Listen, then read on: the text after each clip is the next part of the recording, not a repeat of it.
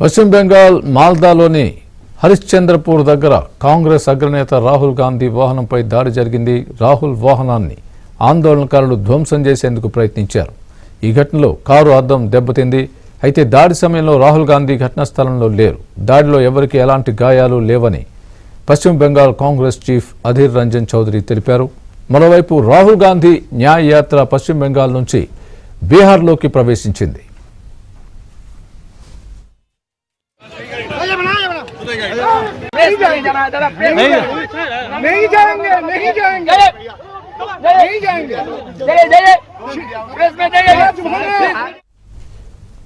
మాల్దాలో రాహుల్ గాంధీ కాన్వాయ్ను కొందరు టార్గెట్ చేశారని కాంగ్రెస్ నేతలు తెలిపారు. ఈ దాడి వెనుక అధికార పార్టీకి సంబంధాలున్నాయని ఆరోపించారు.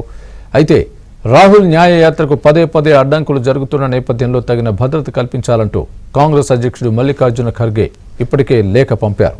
ఈ దాడికి పాల్పడింది ఎవరన్న దానిపై విచారణ జరపాలని కాంగ్రెస్ సీనియర్ నేత ప్రదీప్ భట్టాచార్య డిమాండ్ చేశారు. ఈ నేపథ్యంలో రెండు రాష్ట్రాల్లో శాంతి భద్రతల పరిస్థితిపై ప్రశ్నలు తలెత్తుతున్నాయని అన్నారు. हो सकता कोई पत्थर पीछे से कोई पत्थर मारे होंगे, इतना भीड़ भाड़ में किसी ने पत्थर मारे होंगे. सरकार ये सूबों की जो पुलिस बल है ये पुलिस ना अनदेखी कर रहे हैं. अनदेखी के चलती बहुत सारे घटना घट सकती है. ये तो छोटी मोटी कोई घटना घटी है, कोई पत्थर मारे हैं, बहुत बड़ी कुछ भी घट सकती है.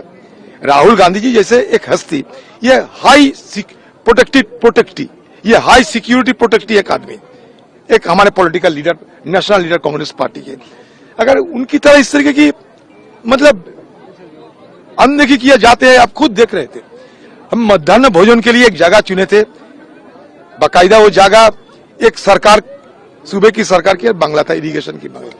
हमें ये इजाजत नहीं दिए गए. ये खाली मैदान में आने पड़े राहुल जी को. राहुल जी उधर है, चारों तरफ देखो, कोई यहाँ सिक्योरिटी की इंतजाम है, कोई इंतजामियत नहीं है. वो चाहते कुछ ना कुछ घटना घटे, बदनाम हो राहुल जी की बस. మరోవైపు తృణమూల్ ప్రభుత్వం ఈ యాత్రకు సహకరించడం లేదని కాంగ్రెస్ ఆరోపించింది. ముర్షిదాబాద్ జిల్లాలోకి అడుగుపెట్టిన తర్వాత రాహుల్ బస చేయాల్సిన స్టేడియానికి కూడా అనుమతి ఇవ్వలేదని కాంగ్రెస్ తెలిపింది. ఇది కుట్రలో భాగమేనని ఆరోపించింది.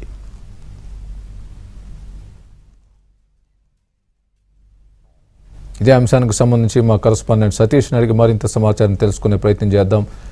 సతీష్, చెప్పండి, ఏంటి రాహుల్ కాన్వాయ్పై దాడి ఘటనకు సంబంధించి ఏ విధమైనటువంటి చర్చ జరుగుతోంది? పూర్తి అప్డేట్ ఇవ్వండి.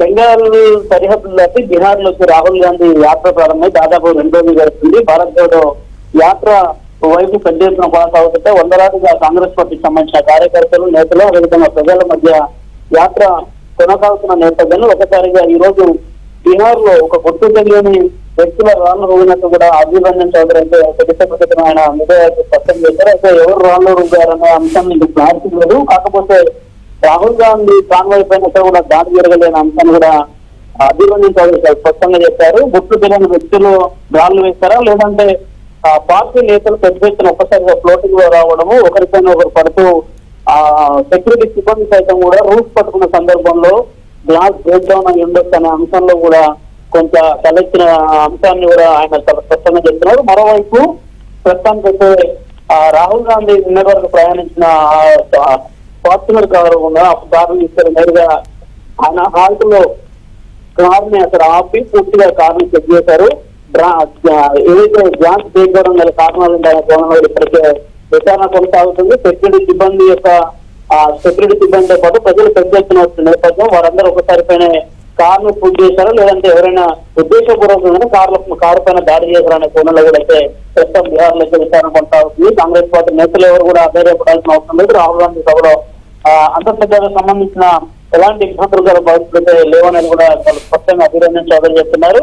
జనం పెద్ద సంఖ్యలో వస్తారు కాబట్టి కొంత గందరగోళమైన వాతావరణం నెలకొందని చెప్తున్నారు.